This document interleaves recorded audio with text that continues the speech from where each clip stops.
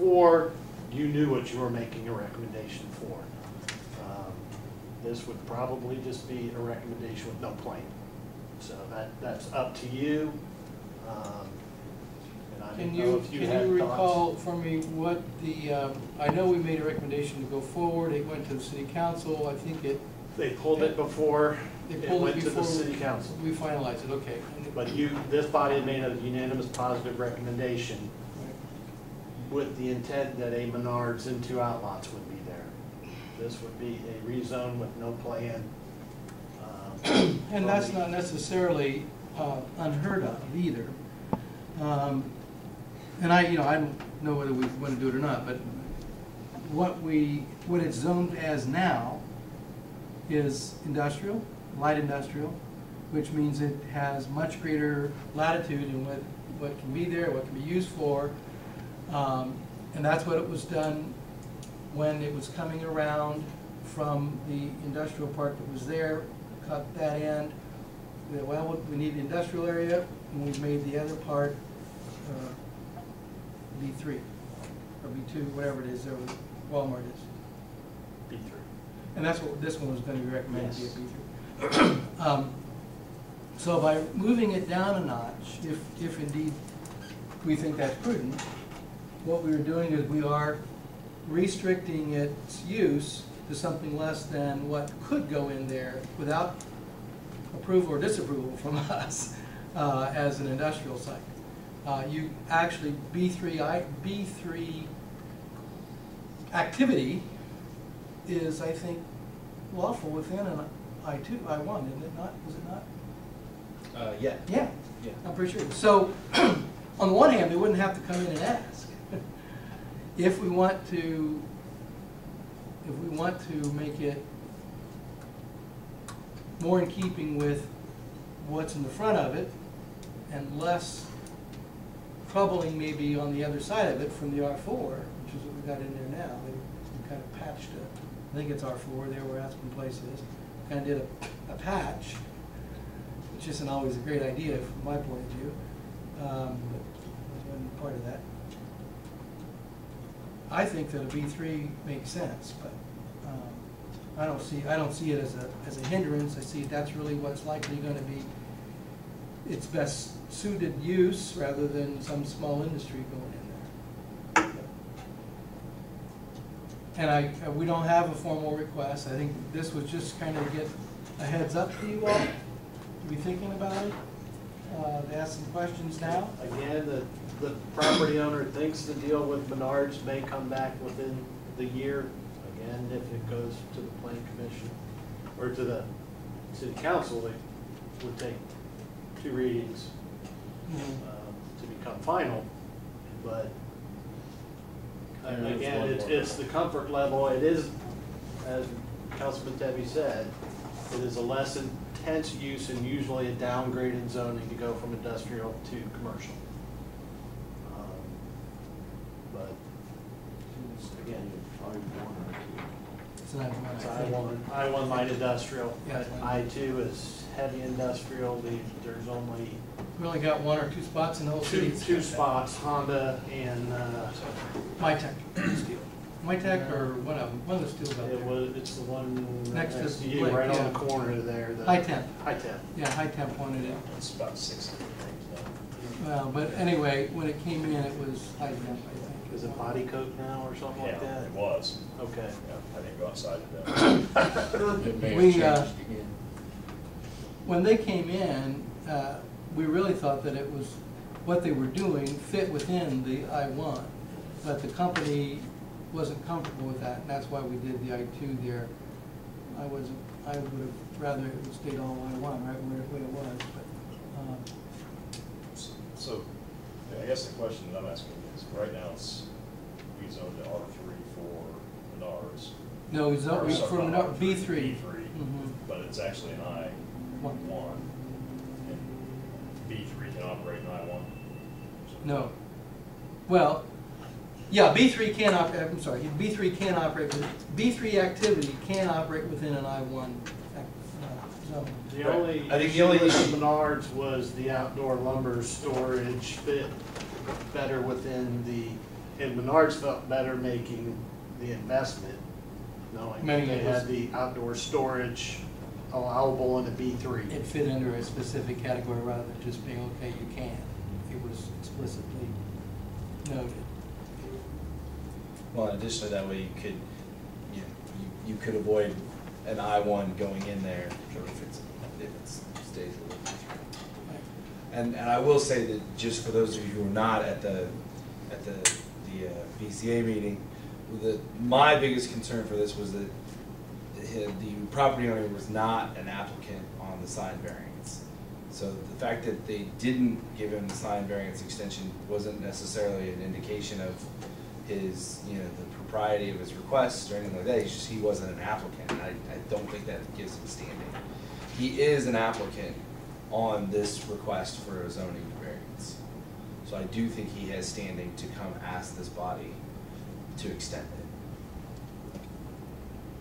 Yeah, well, I just say that we decided, based on Chris's opinion, not to even hear it because he wasn't part of the application, so we couldn't hear it. That was the only reason. We didn't really get into the plus and minus, whys and wherefores, just he couldn't ask. So we said, okay, you can't ask. We're not gonna hear it. Is your question? Yes. Other questions, thoughts? So this may come up. Are you comfortable If he having, approaches us? I mean, if he approaches me to proceed that way without having the plan, or do you as a body feel more comfortable seeing a plan accompany a rezone request? I've worked with a lot of plan commissions for a lot of commercial developers, and there's those that will, and there's those that won't until they have a plan. And it's really the comfort level of you. I don't want to advise him wrong without having a discussion with this body. Well, I'll speak for myself and everybody else speak. I think that it does fit in the zoning better. We're talking about zoning, we're not talking about specifically Menards or some other, could be anybody else that wants to come in there. The activity that a B3 allows, I think, fits better. Not everything that B3 does maybe, but B3 and by and large fits better in that context than somebody coming in, it's an I-1 now and we got another something like next to you that's gonna create a lot more noise or a lot more heat or have chemicals or other kinds of things there that are gonna be troubling for the residents next door. So just from a standpoint of planning, looking at how your use of the land fits like a puzzle together, from my standpoint, making it a B3, I think, is prudent enough to sit on its face, no matter what, rather than having it like it is. Huh? I'm fine. No problem using something for example without an actual plan put in place for it. Right. I'm good with it. Yeah, I'm fine. Good. If they approach it, then it may be on your agenda for next month. I don't know if they Do will we or need not. to approve it again? Because the first time we Just have made to the approve the recommendation extension, I was conditional, or was it, or can he ask to have it go forward based on our previous recommendation? Well, I mean, I don't know that there is a time limit per se on a recommendation. I mean, the extension of the sign variance was because he actually got a variance. You guys just made a recommendation. And I think your recommendation remains the same. I don't know that he would necessarily need to come and ask for another approval of the same recommendation. Now, I do suppose that it is possible that the council, upon him making the request, could say, well, they made this recommendation a year ago, things may have changed, we think you should go back. I mean, so it may be from his perspective, it may be prudent to come back before the body and say, look, I don't know what's going to happen in the next year, but I don't want this thing to be 2 years old and never have been brought in front of you when I go in front of the council. So I guess the answer to the question is no, I don't think he necessarily has to, but I think it would be a prudent recommendation for him to come ask for, you know, the continued recommendation of this body. So we could at least make that statement to the council. Does this recommendation have a time limit on it by statute? Not that I'm aware If they of. don't proceed going Not forward? that I'm aware of. I mean, the recommendation of the planning commission is the recommendation of the But planning it was commission. based on a plan, the site plan that was shown. Yeah. That's true, it was based on a specific, but So I don't know my that- feeling was that he would need to come back and say, I don't have a plan, but I want to Condition. continue forward with that. I think that's the best recommendation. That's what I would advise him to do. And the board's comfortable not having a plan to go forward. That's all I needed to discuss. And I don't want to, but we have been talking about this very problem tonight, a number of, and we're up to the review of the letter, unsafe building letter. You received that, and I know that there's different paragraphs in there that describe various conditions of a building, and those 5 paragraphs really relate to the 5 different statements within an unsafe building. Number 14, 15, 6, 7, and 8, but really if you wanted to trace it back to where they came from, under the unsafe building. But Mike, the question that we have here is that we have, the house was found to have multiple broken windows, so forth, and then it's the only notice you're gonna receive, and you'd have to have it corrected. I'm wondering whether or not the letter really needs to be stating a specific problem and giving them even the full ordinance that says, oh, here's the, rather than trying to identify 4 or 5. I don't have to send the letter. I know, I understand that. I'm not, Okay. we're just talking in general here. On the one hand, I can see why these things were brought out, because those are the general ones, the usual ones, and that kind of thing. But to make it fit in more places than just these general 5 items, to really state the specific problems, and I think there has to be a certain action taken, as Tom said, within a time frame. It's not listed here. I think it needs to have a, they need to respond to the letter by calling the city engineer's office and give us, within so many days, and give us a plan of action of how they're gonna get it done and a timeline. And if they don't do that, and then one other thing is that they are to also contact us again when it's completed, so that we can go back out and verify that it's been done. And I don't know how many days is sufficient for repairs. I think it might depend on severity of the circumstance, but so those are my first thoughts about changing this letter. That was covered in the 10 days on page 2. Now, This is the to only correct one. the situation, but okay, that's there. 10 days is there.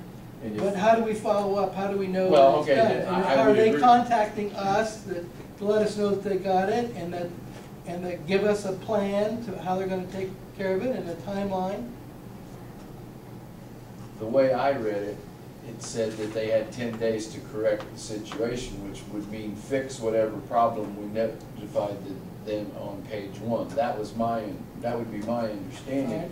And it would behold me, if I didn't want to get a fine started, to contact Scott and say, hey, I fixed this problem, I don't want to be fined. To me, it's implied that if you don't fix it within 10 days, you're going to be fined. Now, if it might take longer than 10 days, I would contact Scott and say, Scott, it's going to take 3 weeks to get this done. Can I have 3 weeks? That's the way I took that. Now, maybe I'm wrong.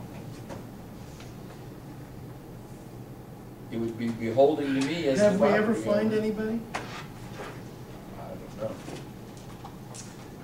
And that's the other Not to my question. knowledge. You can, we can put all these things out, but if we're not going to come back and find some way to enforce it, it's meaningless.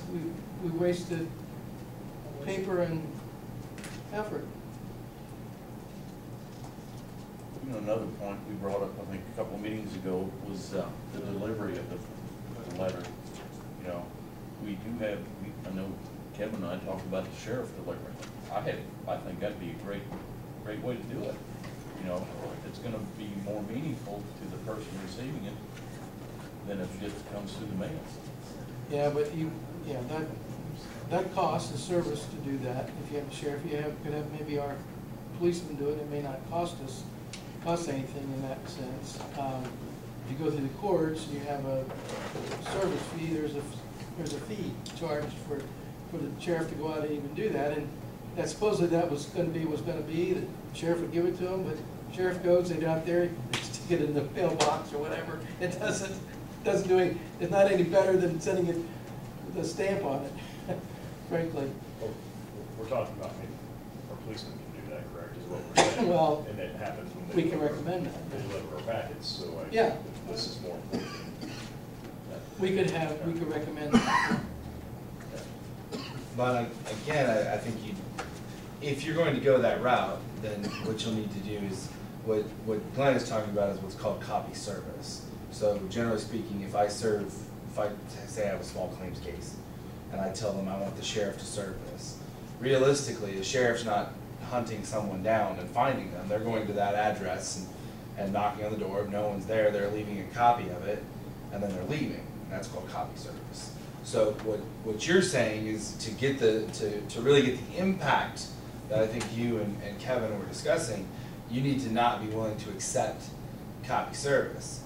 The downside of not accepting copy service is then you run into the same type of scenario you have with the certified mailing, which is that if I'm a savvy enough person, I'm going to know to avoid or not go to the door. Or, Yeah. you know, I mean, if I know that I've got a problem, and I'm not particularly afraid of the police department, which unfortunately in the instances of the people that are going to chronically and continuously ignore you, they're also generally not going to be afraid of a cop standing on their front door, their front stoop. And that's just my own personal experience with that, but those are issues I've run into because there are certain courts that will not accept copy service. And then when I talk to the police officers, like, why haven't you served this person? They won't answer the door. When I show up, they're not there. Well, yeah, what do you want me to do? You also run the risk in that case too, if half of these problems we had are with out-of-town owners or custodians or whatever. I mean, it's generally not the locals, so I think that the letter has to be clear enough that they have a specific set of actions that they have to take, and here's the ordinance. You can read it if you want, but we're saying this is a problem and it fits within this ordinance, and we expect that if you don't contact us with a plan how you're going to address it after such and such a date, we can enforce the fine. Now, that presumes we're going to do it. And the question is, you know, I don't know what the legal procedures are for assessing those fines and whether that even creates more of a problem for us in the long run. Well, I don't know that it necessarily would create more of a problem for you. I mean, there is a process. Essentially, once you assess the fine, this letter is the opportunity for the person to be heard. So this is the due process component of the statutory scheme. So once you've done that and you said, you know, you have X number of days to fix it, which I believe 10 is actually the statutory number of days you have to fix the problem, then we can start assessing fines. Then it's just a matter of us taking the amount of fines that we have assessed and incurred and taking it down to the recorder's office and saying, you know, slap this on that piece of property. Now, realistically, will you ever get the money back? I don't know. I mean, take a property that, you know, there are certain properties I can probably think of in town if I thought really hard that at one point everybody thought there's no possible way that that dirt will ever be worth anything. And then suddenly, well, you know, Menards goes in across from it. And suddenly that dirt's a lot more valuable than it used to be. And somebody wants to sell it, now you're going to get your money back. But if that dirt continues to stay unvaluable dirt, then the city has a shiny piece of paper suitable for franking.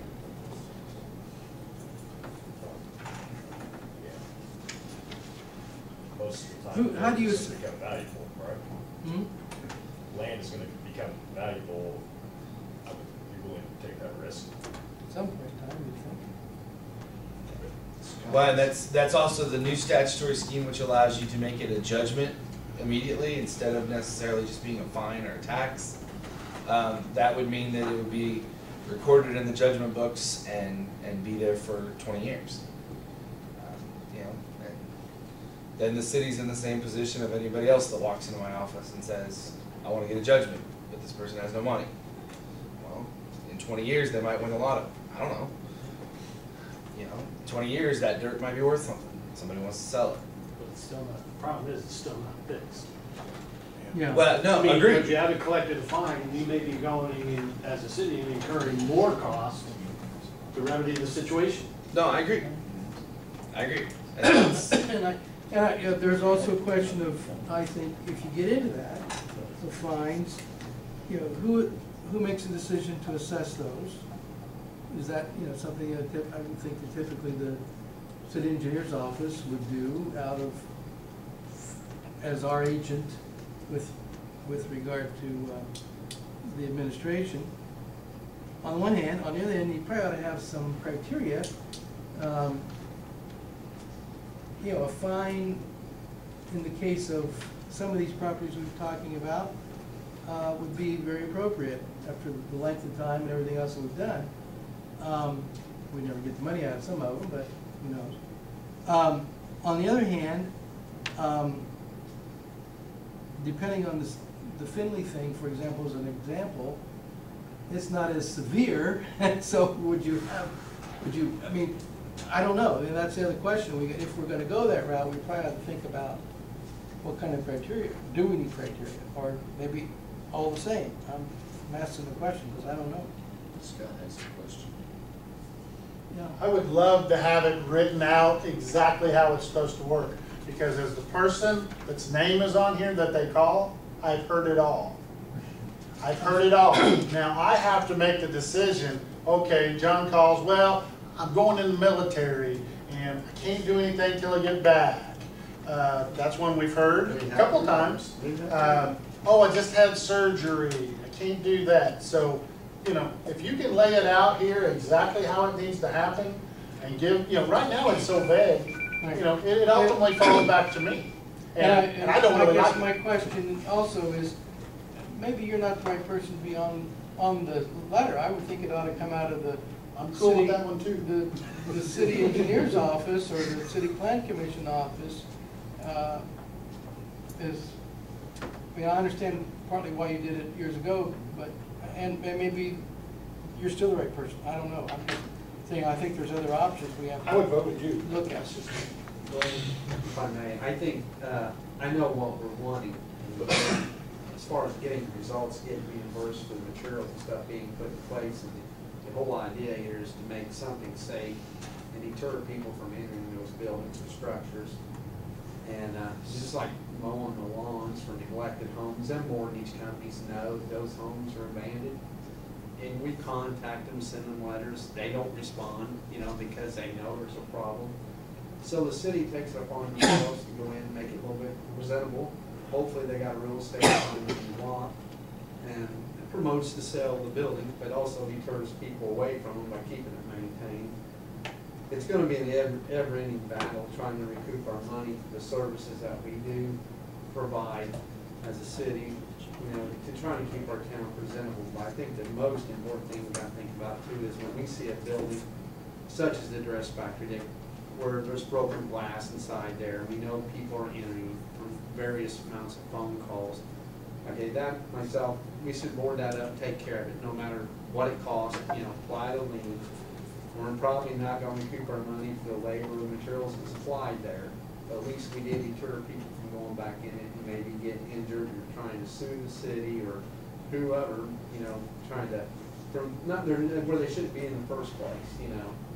But safety's gotta be our main concern. I'd love to get back all the money that, you know, the city spends for the services and that we provide to take care of properties that are neglected, and, but I think, you know, it's almost impossible because there's so many loopholes for people to get out of it. I mean, to hold them accountable for it. And we can try whatever we want and continue the way we do. And you might get some people to say, okay, yeah, that's my responsibility, and I'll pay my fine, and I didn't live there, but thank you for taking care of my problem. I don't know the real answer to it, and I don't know if there is a real answer to it, because they've been dealing with it for years. Other thoughts? You all satisfied with the letter the way it is? And that's fine. If you all are, then we can just leave it like it is and continue to go the way we've gone.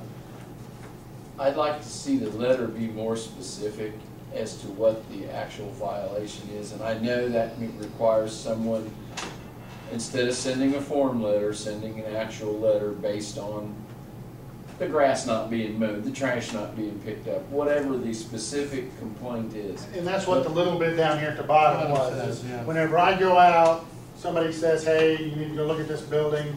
I go look at it, I take pictures, I forward pictures, and then I give a little synopsis as to why Linda is going to send the letter out. Okay. And Scott's the one that has, as a public safety official, the authority to go enter onto these properties that I don't as a city engineer. Right. Which is And that's why why he's on the letter. that was why it was on his list before, or the fire chief, whatever. But if somebody else can act off of the information that I provide, I'm cool with that. Well, I think that what would you guys be happy if you did, since you have the statutory authority to go on the property and inspect it, and then forward that information to Gary's office and let him be the contact back, or his office, not necessarily him? I'm fine with that. That I think would clear up some of the cloudiness as to who's supposed to react on this stuff. You know, the letter goes with my name on it, but it comes from this office. Right. So am I supposed to react to it, or do they react to it? Well, So I would like to, just personally, I would like to see you go out because you have the authority, but turn it over to Gary's office, and I don't mean Gary personally, but they could call anyone in the office and say, hey, I fixed this, or whatever. I'm gonna do this in 2 weeks. Then, again, when they contact you, then there should be something to say that when this is completed, contact this office again, and then, again, you should be, your department, you should verify it, because again, you have the authority to go out and look and make sure it was done. That's how I see this progressing. Then, I don't know what the rest of you think. I mean, that seems like if we put that in motion, then we have steps that will be followed. And then we can be specific when we have a question. Scott, did you go look at this? Yes, I went and looked at it. Gary, did they contact you? Yes or no, they have not contacted me. And we can decide how to proceed then based on the severity of it. If it's the dress factory, I think we want to proceed more rapidly than if the weeds are too long in some guy's yard. Well, that's not an unsafe building, but yeah. Well, I mean, good example, right? Are you guys comfortable with this? Can you make those changes in the letter, with the outline? Again? Yeah. Let's try that. So do I have the authority then, if I haven't been contacted in 10 days, to have him go buy materials and board them up? they say we have a contractor do it. Well, I think I don't know that we're the there next yet. question is, I think the next question, no, that's not what I said, and that's not what I think we said. I think the next question then is, do we start assessing fines? And do we, or if they haven't gotten back to us, then do we want to bring them in, have them come, if they will? I think And maybe if you we don't guys get assess- involved in it quicker, I think that's a good And thing. maybe we don't assess a fine if they come, but if they don't come, then we assess fines. That might be part of our criteria. But I think the question of. Each day is a separate fine, is it not? Yeah, Right. each So, day I mean, is- you really can't assess, you keep assessing fines until it's remedied. Right, so technically the fine's supposed to keep rolling every day. Right.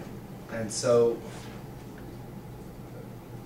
I'm trying to think of this if Joe Citizen came into my office and said, look, the city's trying to charge me $50,000 for, mowing my grass, how would I fight it?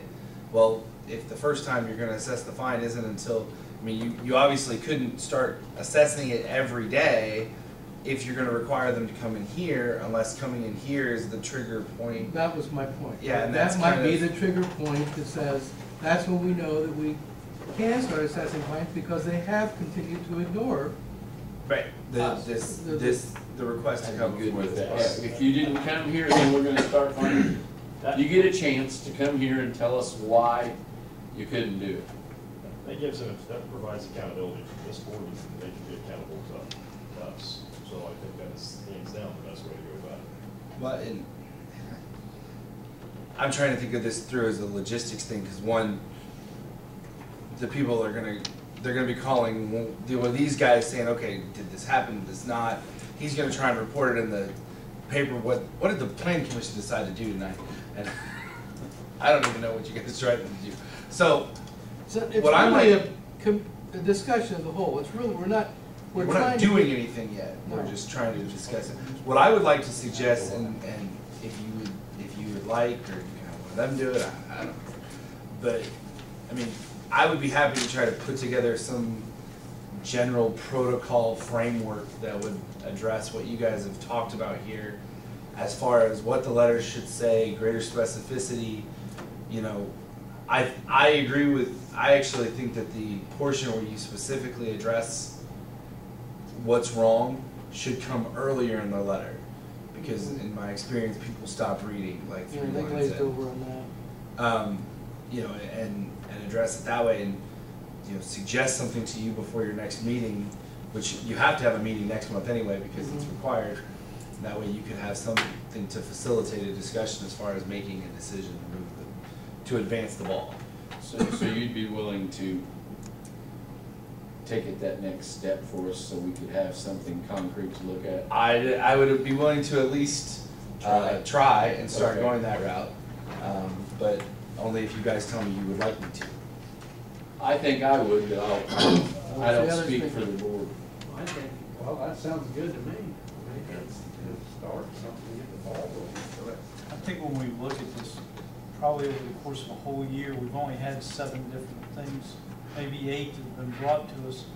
And if it's been 8, then 7 of them have been ongoing, so we're dealing with exactly the same things month after month. It's not like we have a list of 50. We've got 7 or 8 for an entire year.